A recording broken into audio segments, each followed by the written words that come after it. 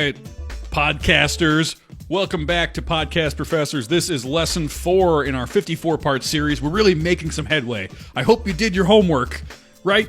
I'm Podfessor Tom, and I'm Podfessor Will. Yeah, and today happy to co-teach. Well, no, you go ahead. Today we are talking about how to increase engagement with your audience. How do you get your audience to talk to you, to listen to you, and to tell you what can be improved, what they appreciate about you, and everything else? Audience engagement. That's our number one topic here on Lesson 4 of Podcast Professors. How do you pop the big question, the big engagement question? Well, we'll show you how, and we'll show you so much more than just that. Mostly going over our canonical text that we are currently inscribing as we do each and every podcast.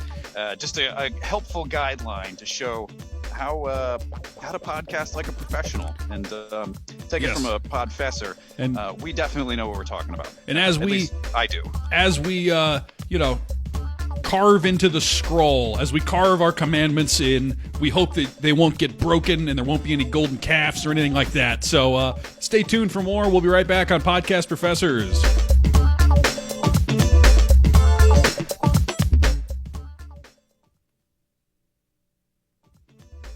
All right, and welcome back to Podcast Professors. I'm Podfessor Tom. And I'm Podfessor Will. And also with us, although not literally because we no longer do this from the same room, partially because of the pandemic and partially just because of some personal issues, is our intern Paul. Yes, Paul is no longer working out of my living room, which I really do appreciate. You know, like I said, I had quite a few kids, and him eating a good portion of my groceries every week, just not tenable. Yeah, how are the kids? You know, they're good. They're good.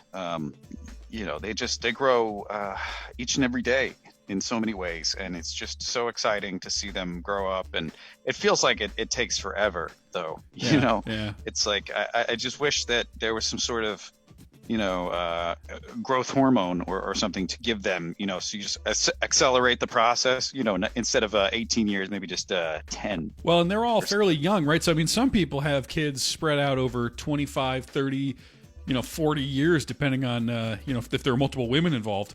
Right. And for you, though, they're all pretty much the same age. So you're seeing it all happen at once. It's like having 6 different TVs going, you're watching a lot of progress simultaneously. Yeah, it's sort of, when you walk into a Target or a Walmart and you go to the TV section and they're all playing the same thing, it's just like, okay, I do appreciate, all these screens, but they seem to be just doing the same thing repetitively. So I don't know how much I'm going to get out of this, but yeah, it's, a rewarding experience. And from what I understand, you're not much of a family man these days, but you do have a family of your own in the bunker, from what I've heard. Well, excuse me, sorry. What was that? Oh, it's nothing. It's nothing. Don't. Okay, well, it sounds like something. It's nothing to worry about. It's just our government. They're doing some little drone strikes. I live next to a bunch of post offices. There's several around.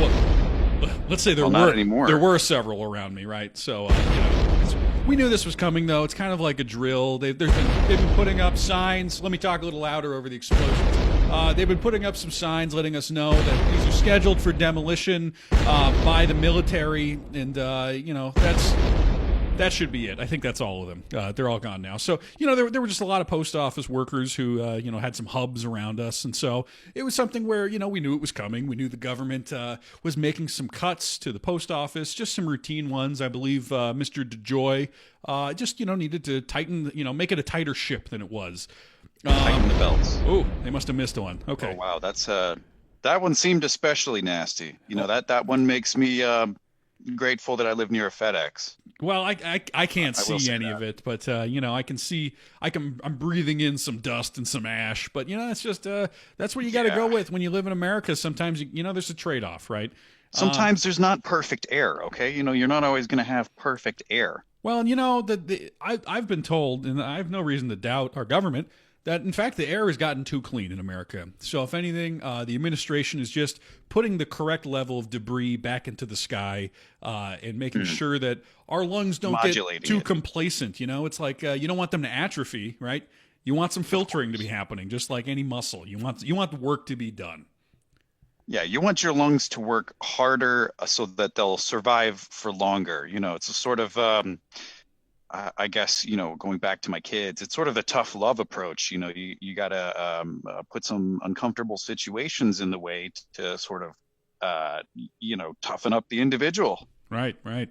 And as you were kind of alluding to, while I understand why Mr. DeJoy feels the need to make a profit off of a government function, I'm sympathetic as well to the plight of the post office worker, because as you know, for all my shows I've done, I've had to mail out a lot of stickers, a lot of bumper stickers, a lot of little badges, and little embroideries of my face, because I've got a lot of fans, right? And so as part of that, I've had to use a lot of the post office, and I've made friends with several of them. And I can't exactly confirm or deny where they might be, but let's just say my old bunker's getting a little bit of use these days. Oh, really? Oh, the old bunker is back, huh? Nobody knows where it is, luckily, because otherwise you might hear another explosion. However, I can tell you, you may have wondered where the post office workers have gone. The buildings are gone, right? But the people, they're also gone, and they weren't in the buildings. I can tell you where they are, but don't tell anybody about that. That's our little secret here on the air. Well, Tom, let me just jump it right in here and I guess sort of teach you a little bit about the lesson of today's show. It's sort of how to receive feedback. I'm going to give you a little something here. Okay, yeah, I'm in ready. terms of I'm ready. feedback. Give me the Just, feedback. just I'm be hungry. I'm hungry. receptive and Feed me with the back. right. Yeah. Don't be critical and just listen. Basically, I would say that normally hiding government fugitives is a bad idea. Some might call it good trouble, but generally, I just wouldn't say anything about it during a live show. I know we got the pledge drive we're gonna talk about in a bit, but it just it doesn't help. Well, I'm helping though. Let's. But it doesn't help when you mention where they are. Nobody knows Is where the they are. thing. No, it's off the grid. Don't worry about it. And this is actually another good opportunity for us to talk about a lesson in feedback, which is sometimes the feedback you get is complete trash. And what do you do with trash? You throw it away. So that's what I'm going to do with your feedback, Well, Will. And thank you for giving me that opportunity to tell the you audience know, that sometimes the feedback sucks. And How about sometimes this? you don't have Let to me, listen. if I could just interject for a moment. The other portion of that, in addition to receiving feedback, is also about giving feedback. And Yeah. you can give feedback until you're blue in the face, and you can give helpful feedback. But the thing is, it's sometimes going to fall on deaf ears, and it's sort of not to get too biblical here, but sort of casting pearls amongst swine. So do keep that in mind when you give feedback. It just won't always be received. Yes, and let me give you some feedback on your feedback, Will. Please, yeah. Yeah. Your feedback Sure. is trash, and it's useless. Well, disagree. We'll agree on that. Look, Will, it's just some constructive criticism, and if you can't take constructive criticism, I don't know what to tell you. So, The thing is, though, it's not really as constructive as it could be. Just generalizing everything I've said as trash doesn't really, we'll not get into the nitty gritty of it, but that is a good lesson for our listeners, and I think one we can add to the canon. yeah. You need to know both how to give and receive feedback. And I wish your feedback was recyclable, but unfortunately, it's just pure styrofoam that will never biodegrade, and there's nothing else we can do with it because there's no center for recycling near me. So it's just going in a landfill, and it's never gonna ever degrade at all. It will be there. That will be our legacy millions of years from now. The legacy of both us as humans and your feedback will be a piece of styrofoam. Yes, and people who can receive feedback usually don't try and defend themselves for a full 5 minutes by just saying that the said feedback was trash. I don't think that that's really constructive at all. Well, let's be I was just trying to constructive. be Let's helpful. be And constructive. again, not everyone's going to receive the feedback that you give, and that's another important lesson here. You should be able to know how to give and receive feedback, but also expect that receiving and giving of feedback will be useless at times and just sort of fall on deaf ears. Yeah, well, and to sort of switch gears here, we do have a couple of housekeeping elements we have to go over.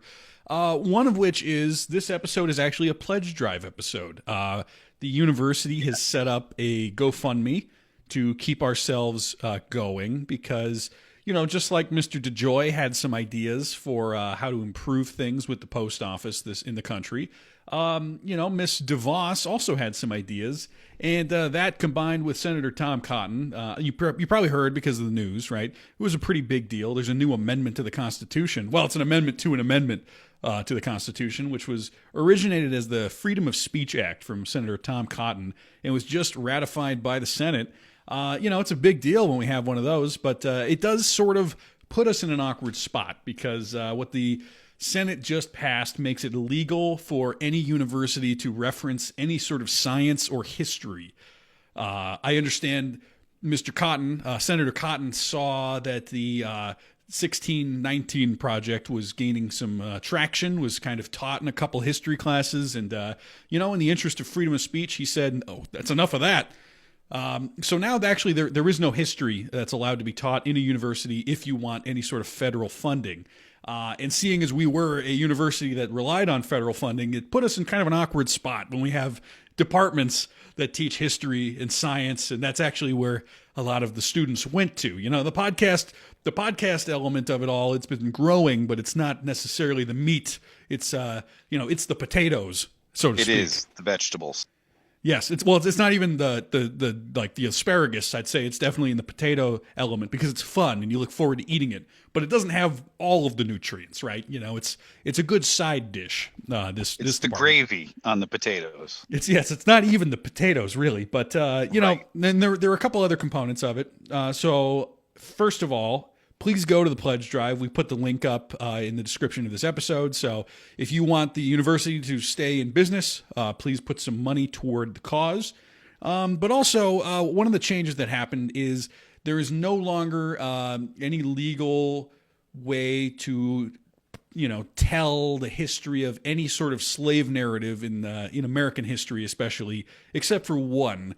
And I'm a little conflicted about it. And, help me out, Will, if you have a better way to say this. But what I'm looking at right now is a legal decree that at the beginning of every episode now, we are required by federal law to say that we are enslaved by George Soros and all of our ideas as espoused by the university come from his bidding. I don't feel great about saying that because I think we can. I've never met that guy. I don't know anything about him. But once again, legally, I am required to say that no ideas are my own, and we are owned by Mr. Soros.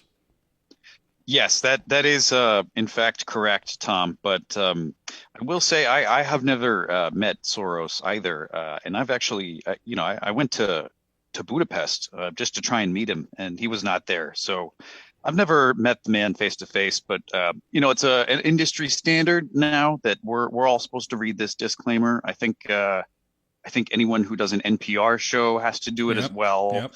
I think Joe Rogan has even started doing it as of about a week ago. So, while I do feel like it is an awkward addition to the show and the introduction, I do think that we are in good company. Yes, and it's all for freedom of speech. Somewhat. So I know Yes. Ted Cruz gave a speech yesterday talking about how it's great that they were able to save the freedom of speech, freedom of press, and really just the freedom of expression of ideas, right? They've done a lot to save it. This is the latest in a long, long war that they've been fighting. And I don't know about you, but once again, I'm required to say I feel a lot freer now. Thanks, Senator Cruz. Thanks, Senator Cotton. It's great. Well, thank you and God bless to those guys. They seem to definitely know what they're doing all of the time. And it's comforting to know that, my freedom of speech and expression is protected. particularly these days when, you can, for example, protest in Kentucky or Tennessee and even get a felony for that. So I appreciate that they're trying to protect that part of Yeah. our Well, way of life. the thing the thing you don't think about is you always think freedom to do something, not freedom from ideas. Yeah, freedom of, like it's sort of like counterintuitive to say freedom of, right, right. Oh, gee, Paul. What Paul do now? Apparently, What Paul was knocking on my door, and then he kind of bumped into something as my youngest sort of let him into our house. He just knocked over a table with a very nice vase on it. Thanks a lot, Paul. That's great. That's just great. Now I've seen a few pictures of Paul from his Instagram, Great. and I don't know why I follow him because he's always doing the Instagram story. He's talking about it, and I gotta say, it looks like he's gained about 300 pounds in the last few weeks. I mean, is the camera putting some weight on him, or am I wrong? Not only has he gained probably 300 pounds, but he's also gained probably about 300,000 followers on Instagram, which I just find baffling. I don't know. Is it some kind of how weird this guy's thing getting where more attention than us? is he gaining a pound per follower? Is it some kind of sick game he's playing? I don't know if it's some sort of dare that he's doing where he gains weight to gain more followers. There's all sorts of viral challenges these days. I'm sure the pound per pound follower challenge is floating out there somewhere. So, yeah. Oh yeah, no, help yourself, Paul. Yeah, of course, sure. Straight for the hot pockets. I thought you said with he all these wasn't. hot pockets, I would believe that he's gained at least 300 pounds. Didn't you say Paul's not in your living room now? Why is he even in your house? Well, he just he knocked on the door. I guess he never got my text, is what he's trying to say to me at the moment. But yeah, my youngest kid, only 4, just sort of opened the front door, let him in, and then he knocks over a vase. A vase. I got to go over there and figure out what the hell's going on, and I see Paul just sort of lumbering in my narthex. I don't. You have a narthex? I do. I have a narthex. It's sort of the entryway to. Do you live in a repurposed church of some sort? I do. Yeah. Well, it was an old church prior, but it's turning into a beautiful little country home. So that's not really the point, though. The point is that Paul essentially broke into my house, and I'm not cool with that. Ooh. Oh, Jesus. Did he just knock in his... Oh, man. What? Oh, That sounds like somebody's breaking in. What is happening there? Yeah, Paul, who is doing that? Is that... That Okay, sounds yeah. horrible. So It's like a dumpster being emptied. it looks like Paul actually tripped and knocked over some dishes. This is just excellent. Tom, let's let Paul figure himself out for a second here. We'll just divert the attention back to where it should be, the pledge drive. Yeah. If you like teaching in science and history and technology and the oral traditions we've had for thousands of years of just passing along our stories of where we came from and the things that we've done, you'll value this pledge drive. It's something that I think is going to be helpful not only There goes another post office. Sorry. Oh, geez. Well, between my dishes and vases getting broken and the post offices being bombed near you, it damn well sounds like we're broadcasting from from Lebanon or something. Yeah. Well, one other thing I do want to let's bring up the energy, right? It's been kind of negative here. There's both the pledge drive, and then you'll also, if you're following us on social media, notice we set up a poll. Who is the best podcast professor, right? Is it Podfessor Will? Is it Podfessor Tom? I think we all know the answer. Now let's make it official. Let's make it official with numbers. And I know we're not supposed to do the science thing, but don't tell the federal government about that or the refugee post office workers I have in my bunker, and I think we'll be just fine. So go ahead and join the poll. Who's the best podcast, or who's the best Podfessor? Currently, I am leading with 6. Will, you have 4, and this is hilarious. Somebody did a write-in for Paul. Oh my God, so funny. Oh, great. Well, we all know how that's going to go. I mean, both of us aside, I don't think there's any way Paul's going to win this. Just based on looks alone, I don't, I doubt that. Paul, this man has a hot pocket filling on his. Yeah, just get a napkin. Oh, you just bring another plate? Why is he using so many plates? No, no, that was one of my children. They just Oh, okay. sort of smashed a plate on the floor. Gwyneth, can you yeah, grab them. Well, okay. So, Paul, I just want to say, whoever is voting for Paul, that's hilarious. Gwyneth, I need you to grab the two youngest ones and get them It's the hell out of here. Come on, I'm trying to do a it's funny that okay. you're bringing attention to the fact that Paul is a complete disaster. I got to say, I'm laughing over here.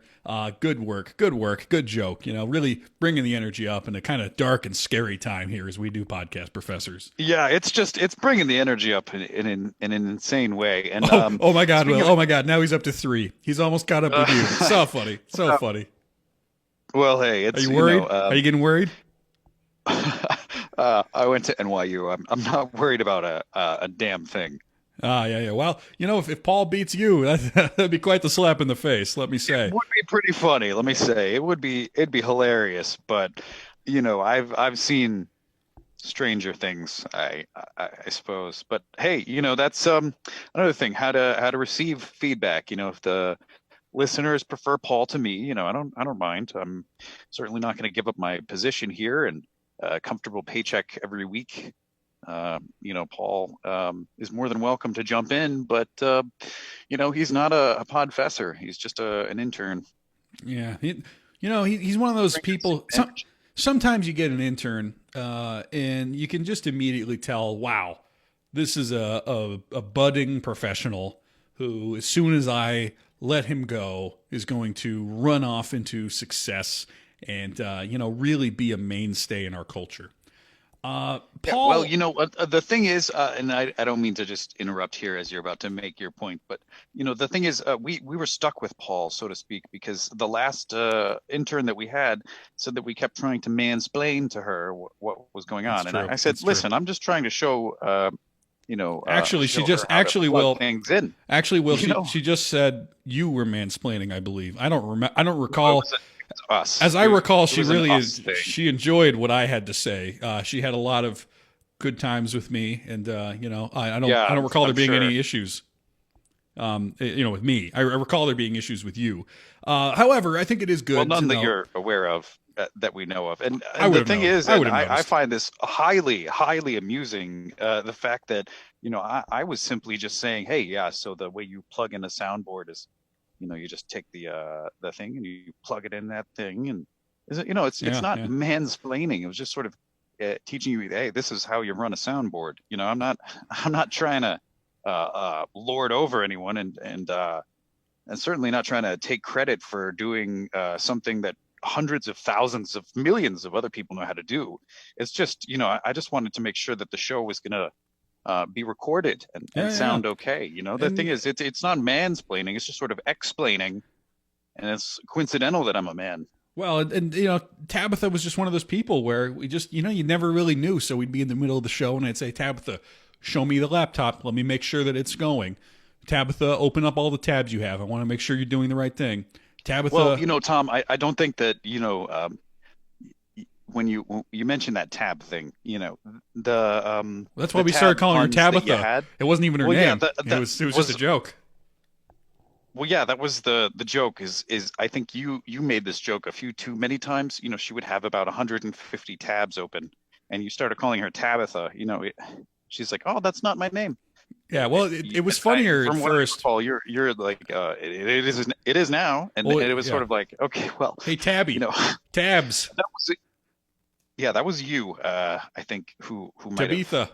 There were a lot of So we're stuck variations. with Paul now because of your mansplaining and me sort of getting lumped into that while I was trying to actually educate. So, Look, Monica loved unfortunately, it. All right, old Tabby and I had a great time, and I think you were the one who caused problems because what was her actual name? Paul is nodding. Paul is agreeing with me. With me, he's that agreeing with you me. were. Paul, No, thanks, he's thanks for the agreeing. validation. He just pointed at me and nodded. So I think Well, you're he's talking into the actually mic. He confirming probably that he means you. me because you're No, talking no, to he me. meant. No, he meant obviously that you were the one, with the demeaning nicknames, Tabby and such, and it was just sort of too much for her. And I think your mansplaining helped not at all. So If you do call in to the pledge drive today, please, ask for Paul or myself, and we won't mansplain a single thing to you, and we'll treat you with goodness and respect. In fact, this is a good note where one of the lessons that you should learn for your podcast is never mansplain. All right.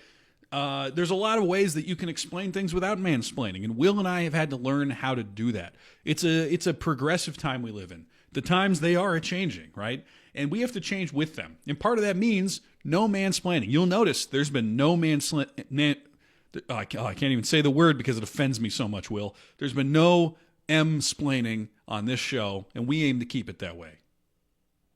Well, yeah, I like what you've done there, Tom. Not even saying the word itself, just M-splaining. That's all that needs to be said. People get the gist of it. Right. So I think that, M-splaining is definitely going the way of the dinosaur, and we're not going to have to worry about that here. But, another lesson for the canon, please never mansplain. And if you do, you apologize. Yes, unless you never did. And once again, the feedback you're getting from your partner in crime is complete trash, which sometimes happens. Sometimes you get accused of mansplaining and you didn't even do it. And as a victim of that kind of heinous allegation, I have to say it's repulsive, and I will not stand for it. Well, there are people who listen, and there are people who you can tell them that the sky is blue, and they'll insist differently. Yeah, and there are people who are just bad at giving feedback, bad at diagnosing mansplaining. People who are just kind of bad at their jobs. They're out there, right? And on that note, let's transition to our first. I don't. And again, apologies for just jumping in here. Yeah. I don't think that that's reflected currently in the best podcast professor poll. Oh, as you can see, I'm actually pulling out in the lead a little bit here. And I think you've even been surpassed by Paul, who now has a joke. It's a joke. Votes. Paul's 42. I mean, look, you're at 11. I'm at 8. Okay, he's at 42. Me yeah, no, so he's way ahead of us. But it's such a funny joke. I mean, whatever. He's not going to win it. It's like Ralph Nader. Nader's polling ahead in the first county because it happens to be a very liberal one, right? But it won't hold, and so the empirical data still, I don't think it tells us much because clearly it's a joke. It's like looking to Charlie Chaplin for data, right? It's not going to tell us a whole lot. So empirically, I don't know that you have much of a leg to stand on here, which just really adds to my point. In fact, I think empirically, the fact that you're bringing up this poll as your empirical data just shows how bad you are at everything we're trying to accomplish here. And I thank you, in fact, for bringing that up, just so it's clearer to the audience. I don't have to even make the case. You're making it for me. Well, I appreciate that you just mansplained that to me in such, you stop accusing me of that, all right? I'm getting mad here. Well, the thing is, it doesn't matter who it is. You'll just mansplain to anybody, man, woman, child, anybody. Oh God, Gwyneth, can you please grab the kids? I'm so sorry. It's it's my little children that we never should have got ceramic plates. Basically, we should have just stuck with plastic. And I knew it was the wrong call, but it was a hectic time at the grocery store. I had my face mask. I had basically a self oxygen tank, and my oxygen was running pretty low. So I just went with the ceramic. Yeah. And I am biting that bullet, One series of bad choices you've made your whole life just fits. One fits of right an into the MO. occasional choice or two, but that's not what matters here. What matters is that you call in. Help me here. I'm trying to make a segue. You're struggling, and we all can see it. We all can hear it. Call in at 402-509-2194.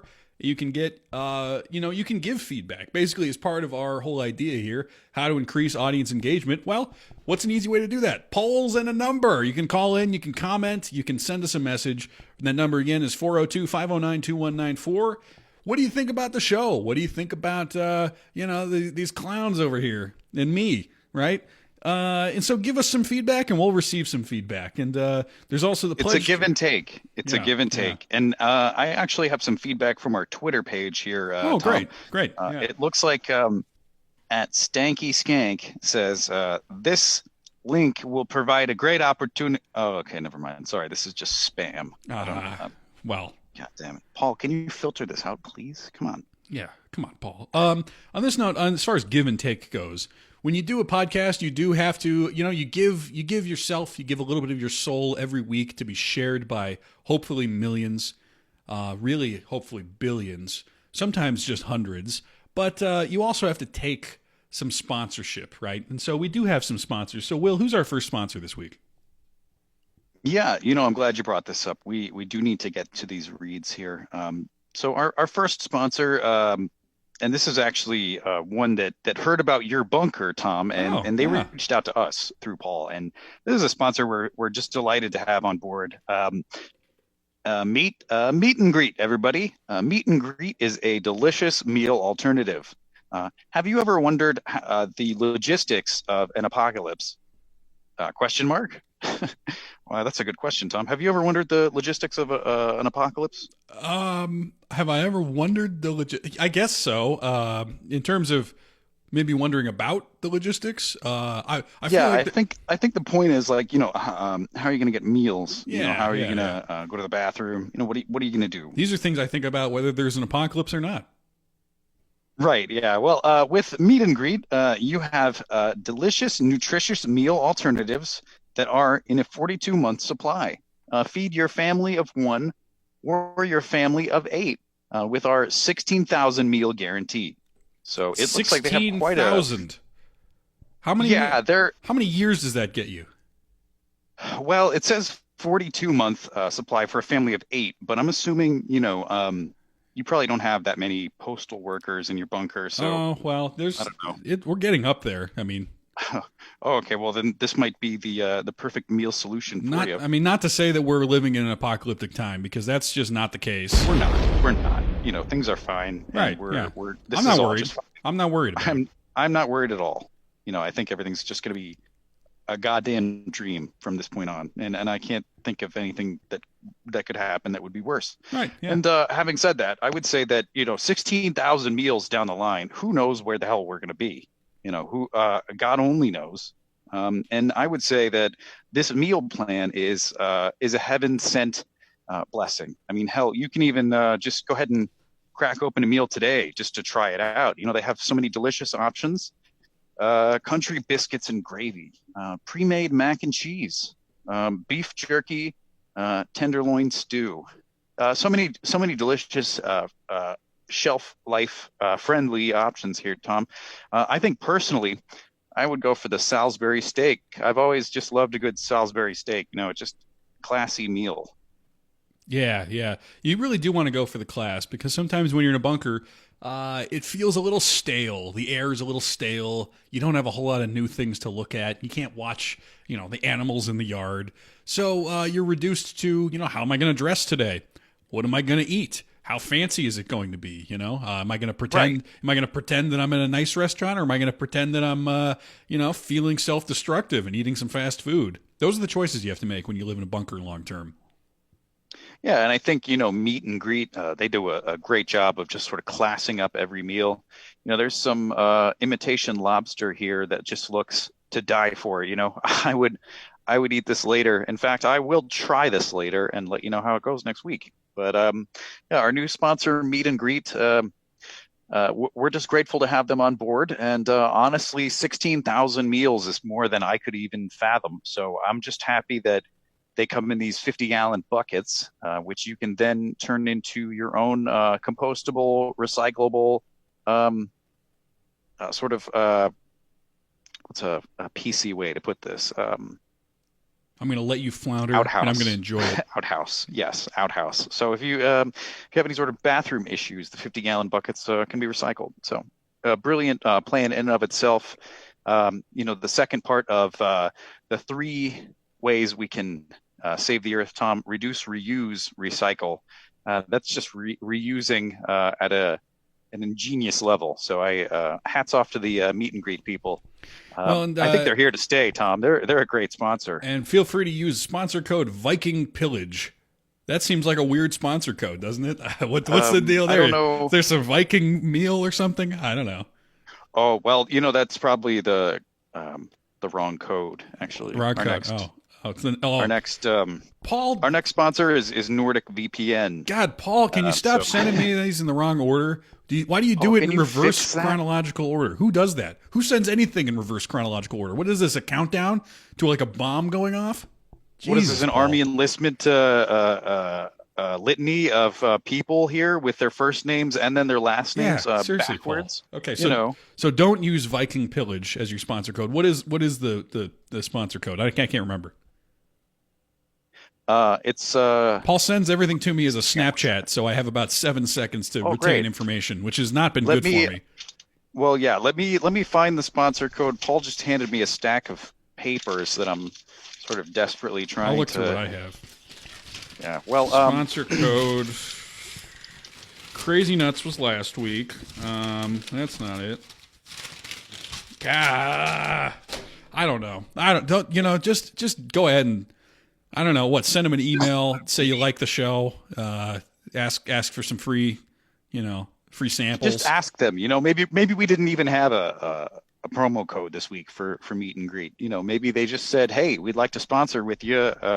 They gave us a bunch of money, but they didn't give anything to our fans. So the thing is, folks, sometimes you can just skip a meal and pay for this instead. I've heard that's a popular approach lately. So I'm trying to. Have you heard of this? It's a new GoFundMe strategy. If you skip a meal, you can pay for whatever I'm trying to fund. I kind of love that, actually. That's pretty Brilliant interesting. tactic. I'm going to try that. Yeah. All right. So this intermittent fasting thing is basically just that. So it's sort of like healthy for you and good for my GoFundMe page. sounds as like well. it's going really well for you. So, all right, we'll be right back after this break with the rest of our show about increasing audience engagement. Remember, you can call in at 402-509-2194. Paul is running the board, so he'll do a quick screening and make sure you're not a freak. And Unfortunately, it is Paul. He's not going to mansplain to you the dynamic of the show. Right. He's got quite enough respect to not call you a freak as well. So please do call in. Yeah, so we'll be right back on Podcast Professors.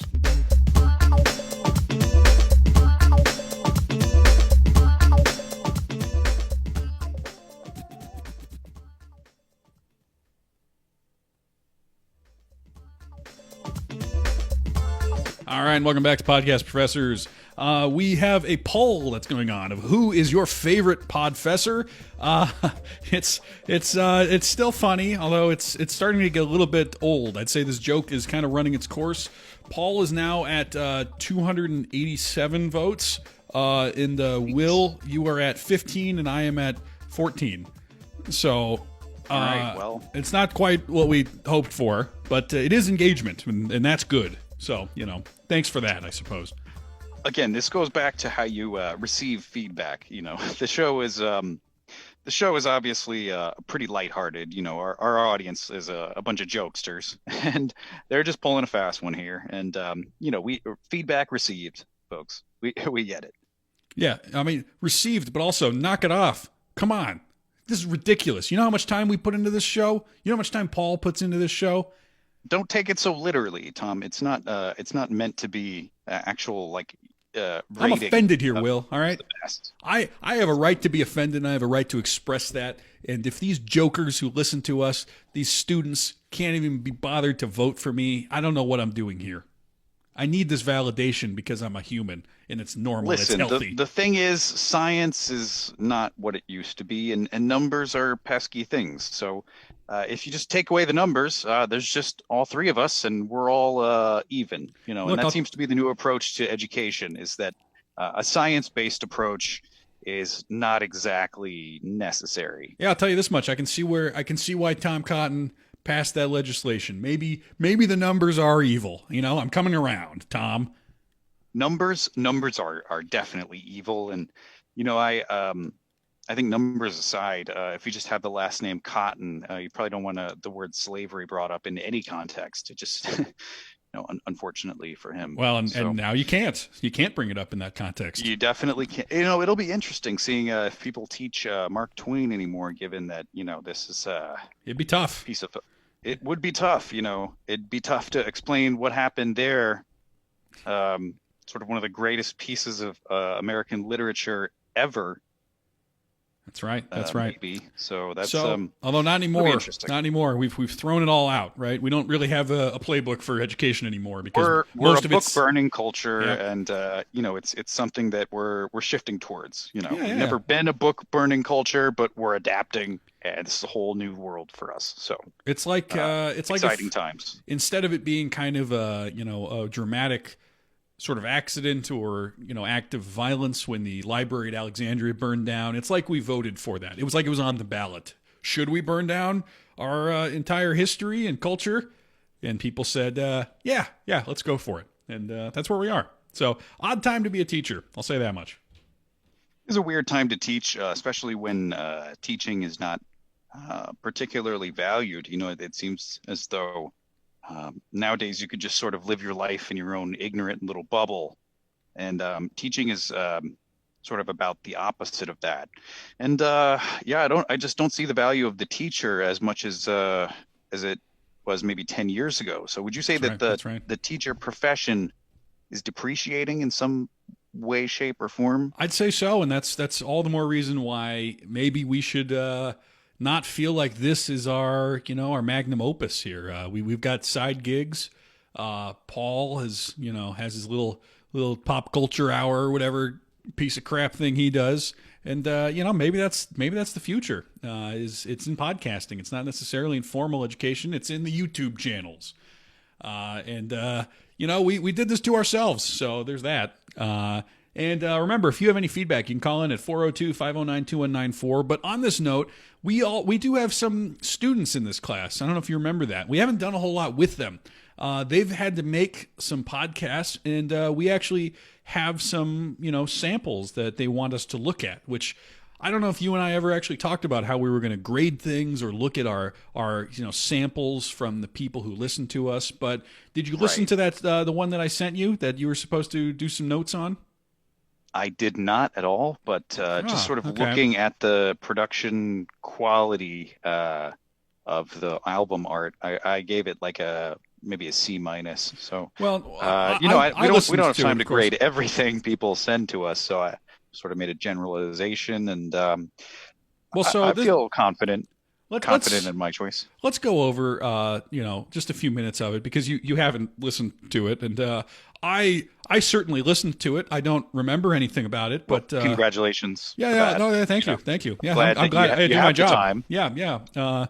And so, Well, it's not really about the job. It's sort of never mind. Sorry. Yeah, just okay. please. So this is from our students Sarah and Will. They've started a podcast called The Playwrights, where they talk about plays, and I don't remember really beyond that what happens here, but let's listen to a little bit of it, and we can give some feedback on the air.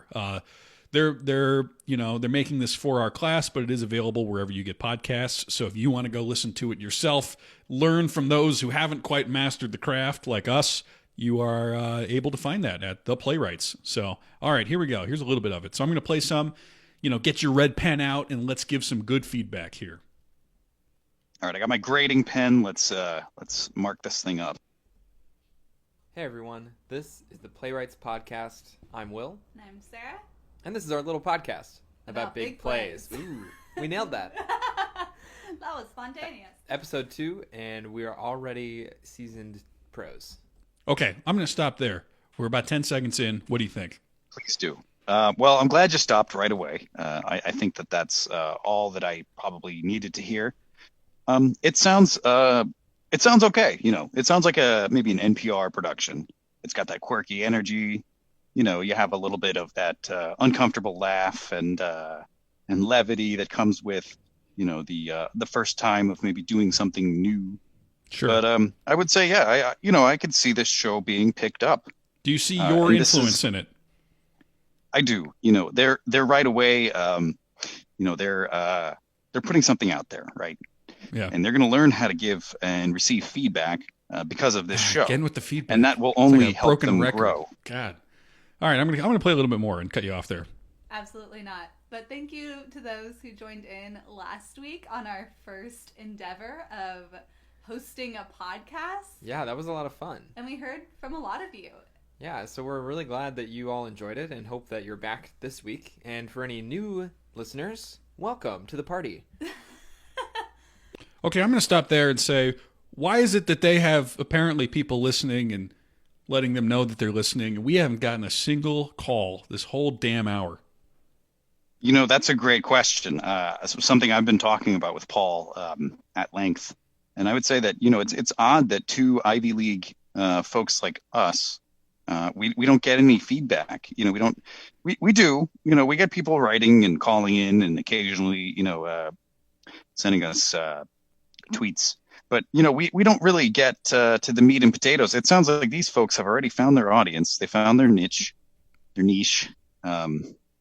Their niche, you know, they found their niche, and they're moving forward, and you know, that's exciting for them. But I will say that, you know, they're not really putting everything they could be into the show. You know, Yes. there is a bit of energy lacking there in terms of presentation. You know, it is one of the canonical texts. And maybe you'll be able to help me out here, Podfessor Tom, but. Canon text number 11, if I'm not mistaken. I think it has something to do with putting everything into it, you know, Yes. giving every ounce of energy you have, you know. Yes, you should be exhausted. You should not be able to do a single thing after you record. It's, You know, don't wave your arms around and scream like a chimp into the mic. You know, we don't want anything like that. We're trying to get the energy up a little bit. And, you know, it was even self-evident when the guy in the podcast says something about welcome to the party. What party? You know, hello. No energy here. That's true. Low energy party. It's like And that's just tea, not my kind of a tea party, kind of- maybe. exactly like a tea party with your second cousins that you're very uncomfortable with. Yeah, You're not quite, I always tell my students that, you know, if you don't have a long, let's call it a refractory period after you finish your podcast, if it doesn't take you a long time to find the energy to start up again, then you've done a bad job. And I would guess that these people, Will and Sarah, can record 3-4 shows, you know, in a day. They can keep going at it, right? And I find that absurd and ridiculous, and I'm very offended that they have an audience. Yeah, I'm likewise offended. I feel like it's sort of the public spitting on true art. You know, the stuff that we do. Right. You know, as opposed to sort of eating up the cheap crap that you'd buy at the Costco trough. You know, Yes. It's sort of you know, there's plenty of shows about plays. In fact, there's plays written by playwrights. You know, what more do we need? Right. Well, let's listen to a little bit more, and let's give ourselves. Sure. We'll But keep you know, going. let's listen with a grain of salt to our ear, maybe. It seriously is Yeah. just a big theatrical party. Truly, in this wild time, we're trying. You know? What do you mean this wild time? I don't know, the world is burning. Oh, yeah. right. Oh, Everything's gosh. bad. All right. Well, Sarah, I mean, you had a big life event happen to you yesterday. Got to say this. They're trying to be topical, but not a whole lot of gravity to the seriousness of the world around them, you know? No, Like, not at all. I They're bet- very unaware. I bet they've taken in 0 postal workers, for example. Yeah, and I'll bet they've donated probably 0 inmates. Contributions, of course, monetary contributions, so that the inmates could go then fight the wildfires in California. You know, it's a program that I've donated to. I'm quite proud of. You know, it's sort of called Fund the Inmates.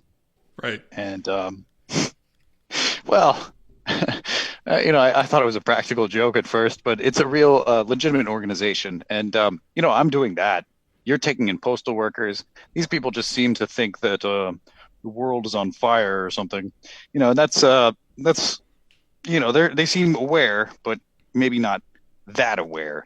And another thing too, they said something to the effect, "We're trying." Yeah, that's an admission of defeat right there. Sure, We're yeah, trying. right. That They're not that doesn't succeeding if they're trying. inspire confidence. Yeah, you're not doing, you're trying. And the thing is, maybe try and then record the doing. Right. Let's Let's skip forward. Rehearse. Let's listen to how they end the show, because I don't know that I care a whole lot about the middle hour. We've listened to about the first 2 minutes. Let's listen to the last minute or so here. We're just drawing during it, and I was like, this feels a little long.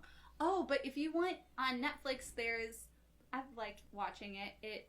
It's called History 101. Yeah, History 101. Yeah, and that's it pretty really good. gives you like 25-minute kind of insight into different like hot topics, like where it gives you like kind of quick facts about history, and it'll go into topics such as like feminism, like AIDS, and then it has like fast food industry. Yeah, it just gives you the history stuff. There's one on the rise of China. There's one on oil in the Middle East. There's one on.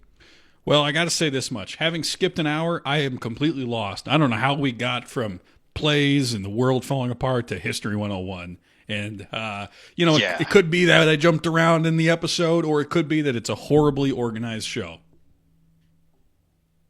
Yeah, I don't expect them to talk about Stanislavski the whole time, or any of the playwrights, or any play or theater related people for that matter. You can bounce around. I know film is way more interesting than theater, and there's certainly at some point some crossover. A lot of musicals have been recorded for posterity. Otherwise, we would have no idea what they look like. And I would say that something I would like to point out here, Professor Tom. Yes. Their mention of a Netflix show. Nothing bugs me more than cross promotion. It's a definite no-go. And they right away, jump right in. Every episode detailed, their favorite episode. I don't care. And cross promotion is definitely not the way to go. You never promote anything unless they're paying you to promote it. In Absolutely, which case, yes. That's a commercial. It's a commercial, and it's just doing that for free is just like selling your soul to Mephistopheles. Satan. Yeah. Mephistopheles? Mepha? I don't think it's meth. I think It's not Mephistopheles? Mephistopheles. Yeah. Okay, Mephistopheles. Mephistopheles. Right, yeah. Mephistopheles? What's the one with the B? Baphomet. Baphomet. I think. Bappity. Boppity. Met. Anyway, I think C- is the correct grade here, and I'm sorry, Will and Sarah, but in a graduate level class, that's failing. So yeah, I think even Paul would. Paul's shaking his head. No, I think he gets it. I think Paul is even in agreement with us here, Tom, which is sort of pretty rare event. But yeah, he even agrees as well that mention of History 101 on a theater show is just not going to cut it. You're not NPR. You can't be throwing around quirky stuff like that. Can I request maybe take it back to the drawing board? Keep talking in the shower for a couple years, and then record a podcast. I wonder if good stuff to say. Maybe Paul could post something encouraging our listeners to stop voting for him in the goddamn poll, because he's now up to 476 votes, and you and I both are tied at 16, which is just ridiculous and embarrassing. So can you have him try to publicly sabotage his own campaign here for me? Yeah, I mean, I could certainly try, but what do you want me to do? We have about 10 minutes left, and I'd like to win. So I've got about 500 votes I need to catch up on here, and it's kind of a tall order. I just don't think that's going to happen, Tom. I can ask him to try and sabotage his own votes. Maybe we can take him off the ballot or something, but I don't think. I mean. 16 is embarrassing. All right. There's another lesson right there. Admit defeat. Okay, that's a good one. We'll enter into the text. Acknowledge when the system is broken. That's a new one. Acknowledge failure, whether personal or systematic. Acknowledge the failure of the election. Well, not necessarily. I would say that the system itself works in theory, but it's sort of, you know, it's whatever the people want it to be. Look, Paul Maybe cannot that's be the problem. more popular than we are. Paul is a slob. Paul is just sitting there breaking glasses and eating hot pockets. What's he doing to get 500 votes? How does this even happen? Paul has a strange, animalistic, charismatic charm, Tom, and people just, I don't know, people just go for that sort of thing. I guess I don't see it. He looks like a fat tub of hot pockets to me. So I don't. You tell Paul he's on thin ice, and I don't like his chances on thin ice because of some of his features. I don't think. Well, think I mean, it's he is a safe. walrus, so he's probably going to break through that ice immediately. But the thing is, Tom, admit defeat. You Yeah, know, Paul, I'm ask still coming Paul- in with 1 point higher than you, so Can you tell it doesn't Paul? mean that much. Look, why don't you tell Paul to admit defeat instead of me? All right, let's be productive and proactive here. Well, I'm sick and tired of trying to mansplain to Paul why he's going to lose when he's in the lead. The thing is, maybe you could do that while I talk about the last sponsor for the day, NordicVPN. All right, Paul, I'm going to send you some mean Snapchats, so you get your phone out, all right, big boy? You hear that, Paul? Get your phone out, boy. Yeah, he's got his phone. Oh, good. I All think right. he just gave me the middle finger, though. So, anyways, yeah, sponsor, NordicVPN.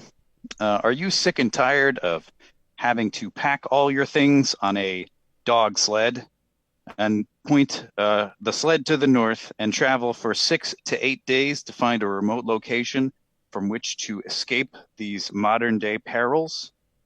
Well, so are the folks at NordVPN, except they can help you disguise your privacy in an even easier way. Forget the dog sled, forget the dogs, and forget everything else. Feel free to browse the internet at incredible speeds from anywhere in the world. Perhaps you want to be in Hong Kong. Not a great place to go at the moment, all things considered. But hey, they probably have less of the Trump virus than we do. So hey, maybe you want to broadcast from Hong Kong. Maybe you want to escape to Canada. You're nostalgic for syrup and pancakes, and Paul, who writes this? It seems. Hold on, I'm talking to Paul, all right? You leave Paul alone. Okay. You do this. Well, it's just that the ad read is so poorly written, Tom. I feel I'll like I Snapchat that sound to like him. an imbecile. I'm going to Oh, record. you don't write these. I'm Oh, recording- Oh, okay. Oh. I guess apologies to the folks at NordicVPN. I know they write these copies and they do a hell of a job. So he tells me, actually, Paul just told me that the Take that CEO back. of NordicVPN, Lars Heimoff, personally writes all of the copy because he believes in his product that much. Well, Lars speaks probably 12 different languages, I'm assuming. And Yeah. this is great for what it is. Yeah, And, yeah. We're happy to have NordicVPN as a sponsor. And what was that promo code you said earlier incorrectly? Viking Pillage. Viking Pillage. That gets you 10% off of a 12-year VPN plan. So They're going to do take pillage. advantage of that. They're going to destroy those viruses. They're Like- going to destroy those viruses. And I will say that the down payment is quite hefty. So you will feel like you've sort of been robbed. What's the down payment on that again? Well, it's a 12-year VPN subscription plan. So So what it does that run you? about $1,200. But again, 10% off with a Viking Pillage code that bumps it all the way down to $1,100.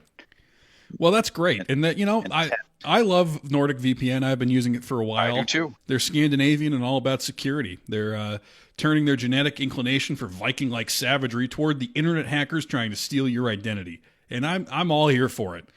I love Lars. Personally, Lars and I have known each other for a few years now. We occasionally go fishing together, and it's a wonderful experience. Oh, and I also like what he does with the company. The company's great as well. And Lars is a great guy, though. That's the main point. I don't anticipate Lars being taken down in any kind of big scandals. Let me say that much. Yeah, I don't think that there's any chance ever that they'll get hacked or have any sort of security issues of their own. And I think he treats his the employees Nords well. I don't think there's any secret stories. I don't think there are any skeletons in his closet. And I just want to make that public. Lars, Yeah. I don't think you're hiding things. And I'm proud of you. I did meet Lars on the yacht of a Chinese billionaire. So I will say that I don't know what other dealings he has going on, but he makes a good product, Tom. And I can't personally vouch for him, but I can vouch for his product. And I use Nordic VPN for basically all of my needs, banking, online groceries, paying my electric bill, paying my online therapist bill, all of it. It's all saving my information and my credit cards and basically transaction of everything that I do. And it's all secure, Yeah, and I've never been happier. And if Lars wasn't such a nice guy, I'd be a little bit worried because it's almost like he's holding our lives hostage. But I just want to say that's not the case. It's not the case. The thing is, what country doesn't do that these days? It's how we move forward as a society. Tracking everybody and monitoring people's day-to-day habits is just a normal thing now, and I don't think there's anything weird about that. Lars, you're not weird, and you're probably Lars, not a creep, and I'm really excited about it. Yes, what he said and more. Well, I do need to get going. Gwyneth needs some help with Has the she kids. changed her name? I thought her name was Helen. Or did I make that up? No, Gwyneth is the nanny. Got it. So Okay. it's I'm just trying to get some help with these kids. The thing is, Tom, first time parents, you hope for one, maybe twins, but 4 at a time. I think I told you I've had several kids at a time, 4, and then I think the twins after that. You think you're not even And, sure? It must be just a whirlwind of emotions and births. Yeah, it's many births in succession, and I haven't slept a full 8 hours in God knows, I don't know, 4 years. So it's probably not going to happen anytime soon either. But the good thing is, you slog on, and when all these kids turn 18 at the same time and go off to college and sort of drain the account that's going to be paying for their school, where they're going to learn absolutely no science and history. I couldn't be prouder, and I'm so happy to have kids in a country like this. And being a professor and a parent is just a hell of a journey. Right, it sure is. And I'd like to congratulate Paul. He won with 500 votes exactly. Congrats to Paul, and about 400. Good job on you, jokers. I know our audience really was hoping for maybe myself. Doubtful, but maybe Tom. I didn't expect us both to lose by about 485 votes each. I'll tell you that much. But it happens, Elections have consequences, they say. So, Paul, watch out. I'll tell you that much. Yeah. Paul, watch your back. You all fat right. bastard. And that's about all. That's about all we have time for. So we'll be back with lesson 5, hopefully next week. Who knows? Who knows what's going on, right? But we're dedicated for it. So make sure you donate to our pledge drive to keep us in business. And thank you for listening. Yeah, be sure to donate extra. We're limited to our income these days, so anything helps. Pay for the groceries, the kids' medical bills, the kids' prescription bills, any sort of follow-up treatments we have to do. Baby food is expensive. I won't list everything, but good Lord, it's just been such a journey. Anyways, I will leave you folks alone for the rest of the week. Have a great week, and this is Podfessor Will. I'm Podfessor Tom. I'm Podfessor Tom, co-teacher, and we're just happy to have you. Have a great week.